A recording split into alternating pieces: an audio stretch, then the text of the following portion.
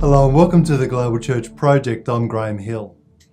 Paul Msiza of South Africa was installed as the President of the Baptist World Alliance in 2015. Paul is the first African to hold the office since William Tolbert of Liberia served as the President from 1965 to 1970. Serving as the Baptist World Alliance Vice President from 2010 to 2015, Paul was also the President of the All Africa Baptist Fellowship, the General Secretary of the Baptist Convention of South Africa, and many other roles. Paul pastors a local church in South Africa and has a global vision for mobilizing churches for missions, discipleship, and evangelism. Paul Msiza, welcome to the Global Church Project. Well, thank you. When you travel around and you meet different churches and things, where do you see some examples of innovation and creativity happening in some of our Baptist churches and conventions? Yeah. And maybe what are some examples of that you see? Yeah, one exciting story is about when I visited the German Baptist Union. Yeah. 2 years ago or a year ago. The crisis of refugees in Europe. The Baptist Union of Germany has really, and I know that they are not the only one. I had that, many unions in Europe. They have opened their doors. They have put on programs. I attended one of the programs, which is organized by this Baptist Union Church, very small church in Castle. They had availed their church building to the refugees, irrespective of what their religious background is, to come in and have a fellowship and to talk about their challenges. And that openness, for me, that was very creative, because end of the day, when the session comes in and they ended with prayer. And I was asked to pray, prayer, Christian prayer, uncompromised with all these people. But for me, that was one way of being very innovative, applying Matthew 25, opening the doors. When I was homeless, you welcomed me. And I said, my goodness, I wish churches could be, sometimes we start with traditional ways of we want to, go do open up. But you could just do something as simple as that. And for me, that was a very challenging, innovative way of just making use of your church building to do passive evangelism, if you want to say so, but very serious in mission. And that was wonderful.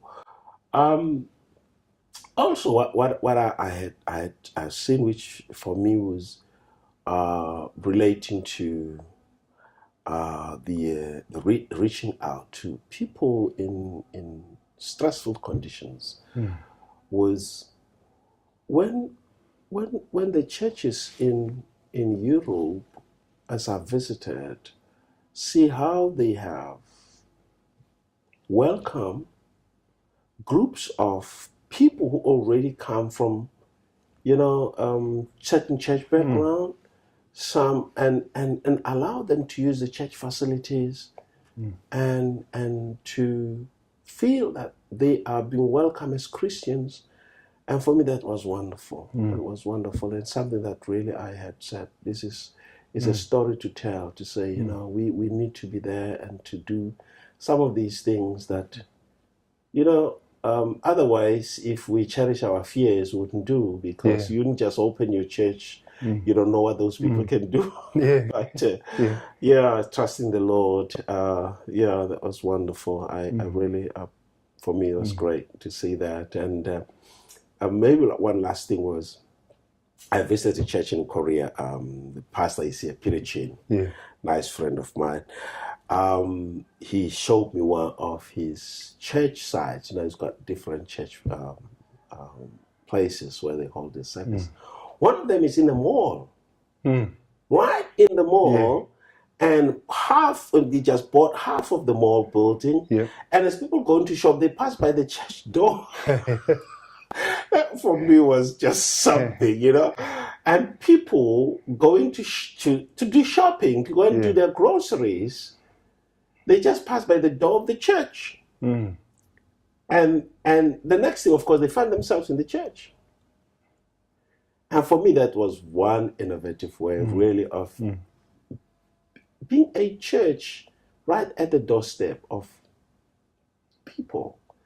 And when I went into that church, and I found that they really have worked out a system that it's not aggressive, but that is very effective in reaching out to people. And when I asked him, he said, they on Wednesday they have kind of like tea for all the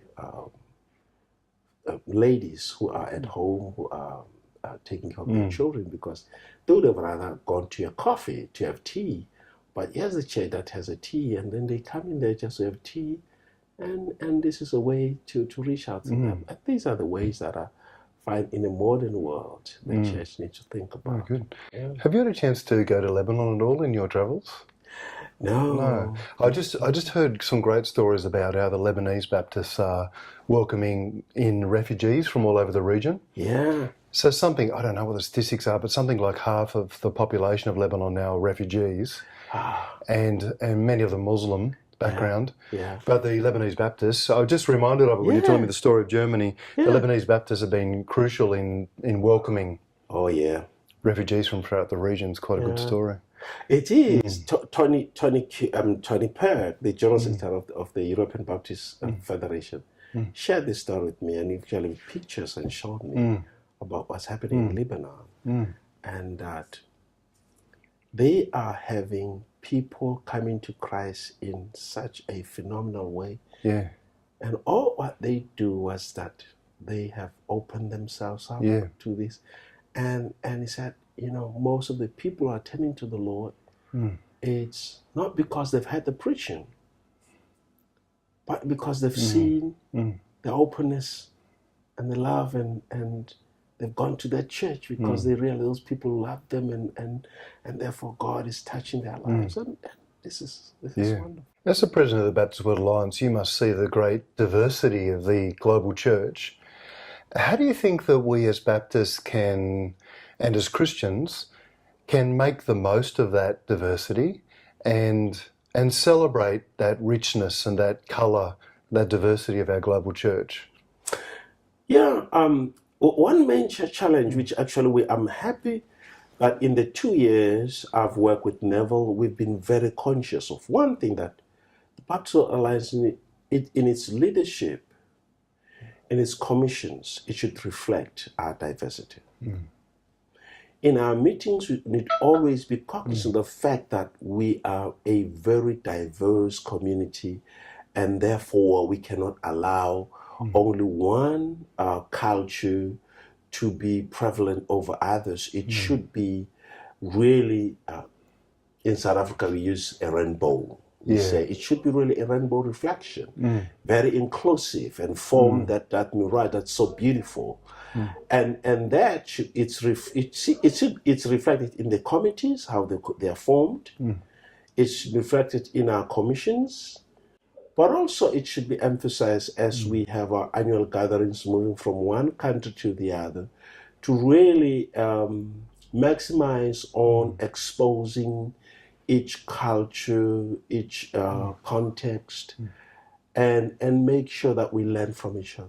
And I could tell you that there's so much that we can still impact one another, because I've been here just for a day and a half, and I'm just overwhelmed by the richness of Asia Pacific. And you can imagine, we still have the Latin America, we have the North America, we have the Africa, we have the Europe. We're just such a rich community. And we have so much to contribute and have that cross-pollination and influence one another as we serve the Lord. What do you love most about your role? Well, it's meeting God's people in their diversity. And really, it's a great privilege because you meet the family of God. You meet, I usually say to people, this position gives you a very rare privilege, because as a South African, in my context, how I grew up, there's some places where I don't even envision to know that they have Christians. I mean, just today, I met one lady. I mean, she's the only member who came from Estimor. For me, that's way life. I don't even think they're Christians there. But just to meet her, for me, it just affirmed the power of the gospel. And for me, that's the joy.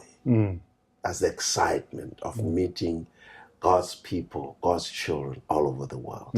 And I can compare with anything, really. It is a great privilege. Paul Msiza, thank you for joining us at the Global Church Project. Thank you. The Global Church Project is located at www.theglobalchurchproject.com. On our website, you'll find a wide range of interviews and resources for colleges, universities, and churches. I look forward to your company next time. From me, goodbye.